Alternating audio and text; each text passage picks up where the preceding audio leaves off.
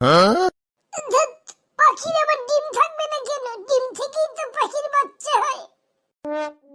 পারলে না, বাদুর। আচ্ছা, তুই বলতো, 4 অক্ষরের নাম তার একটা ভাষা, দ্বিতীয় অক্ষরটা কেটে দিলে একটা মাছের নাম হয়ে যায়, বলতো কি? না, পারবো না। অনেক চিন্তা করলাম, কিছুতেই পাচ্ছি না। তুমিই বলে দাও কি হবে। ইংলিশ। দ্বিতীয় অক্ষর বাদ দিলে ইলিশ। আহা, কি সুন্দর মাছ বলতো, হেব্বি লেগে খেতে। মালিদা, বলতো এমন একটা কাপের নাম বলতো, যেই কাপে দুধও থাকে না, চাও থাকে না, চিনিও থাকে না।